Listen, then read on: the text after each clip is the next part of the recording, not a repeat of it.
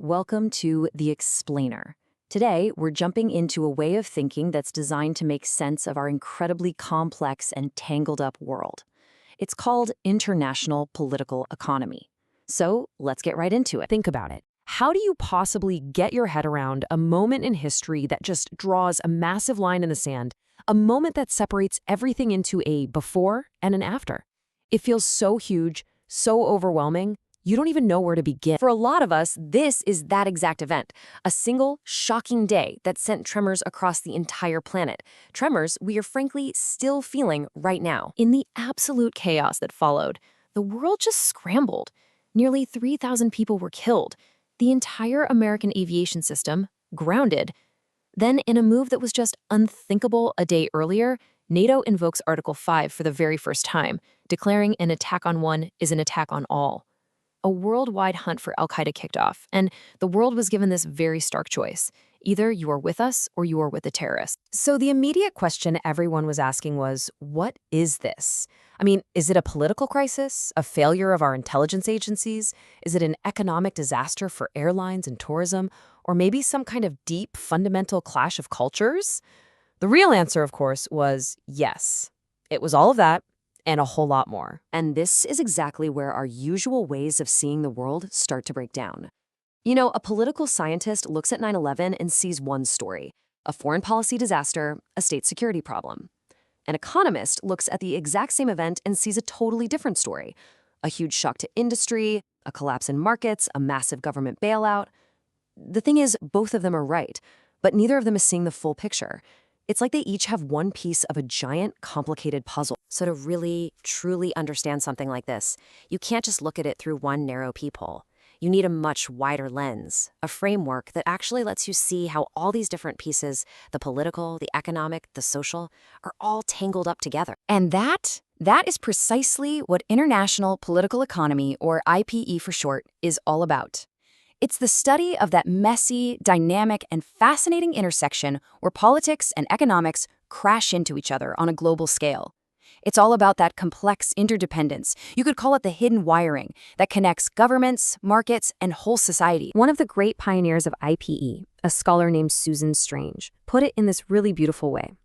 She described IPE as a vast, wide-open range, without any fences or boundaries.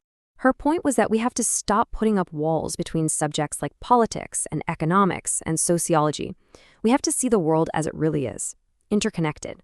It's basically social science without any borders. Okay, so at the very heart of IPE is this fundamental push and pull between two huge forces, the state and the market. The state, right, it runs on the logic of group action. It's all about power, security, what's best for the nation. Let's call its logic blue. Then you have the market. That's the world of individual action, driven by competition and self-interest, all in the pursuit of wealth. We'll call its logic yellow. And this gets to the absolute core of it. States and markets are never really separate things. They are constantly overlapping, fighting and reshaping each other.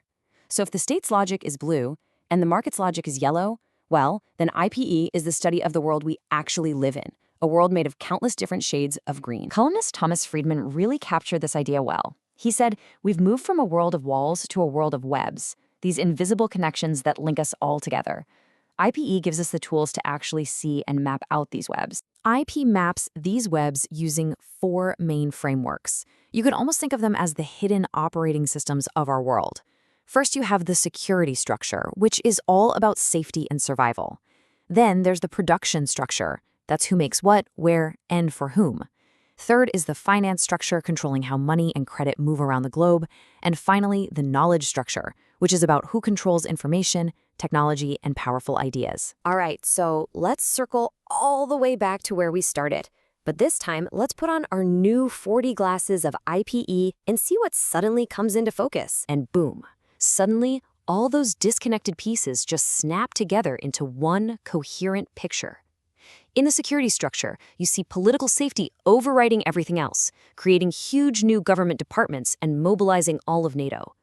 In the production structure, global supply chains just shattered overnight, completely halting air travel. In the finance structure, a whole new kind of war began, a financial war, as governments used global networks to freeze assets and target informal money systems like the Hawala network.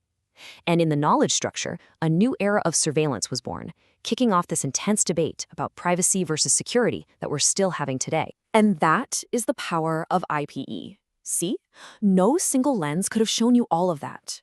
It's not just some abstract theory for a classroom. It is a real, practical tool for seeing the hidden wiring, for seeing that complex green world where politics and economics are constantly mixing to shape literally everything. So the next time you see a headline, whether it's about a trade war or a new piece of technology or a global health crisis, just ask yourself, which of these webs are being pulled? How is the blue of politics and the yellow of economics mixing together to create this particular shade of green? Now that you can see the webs, what are you going to see differently?